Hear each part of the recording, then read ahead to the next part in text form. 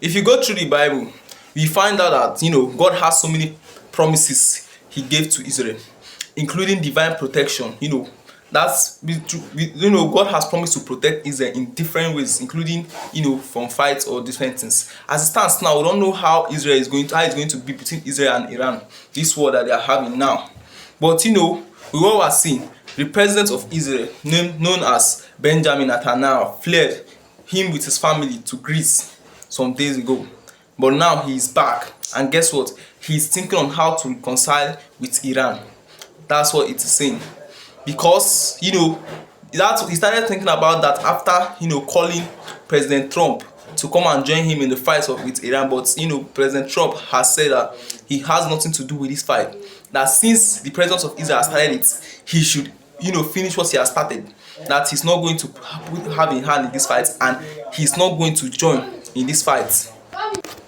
And now Israel has no country, no allies, is accepting to fight with Israel.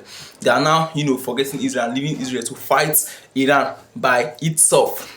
And Iran is now prepared, and other allies are joining Iran to fight. Other countries are joining, Iran in the fight. Countries like South Korea and some other countries like China, Russia, they are planning to fight this fight with Iran.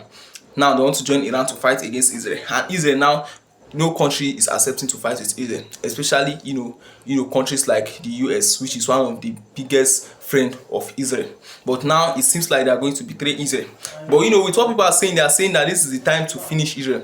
But if you go through the Bible, you find out that in so many places, Israel has been promised by God for protection.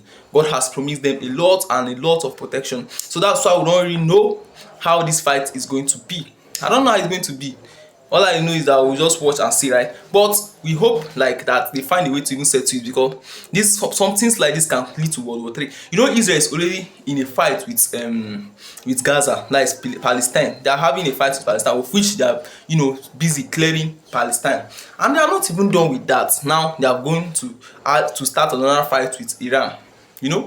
They are going to start another fight with Iran, and now Iran is also planning. Iran has started retaliating. Now we don't know how it's going to be, and now no country is trying to join Israel. If countries like the US should join Israel, you see other countries like maybe Russia will come to join Iran, and that will escalate the fight, and before it might even lead to World War III. But we are not praying for that. Are you praying for that? We are not praying for that. So that's why we're seeing that Israel shouldn't have even attacked Iran. They are even they are thinking of how to settle the fight between Israel and Gaza. The fight between Israel and Gaza, they are not done. Look at Russia. Russia, is having their own fight with Ukraine.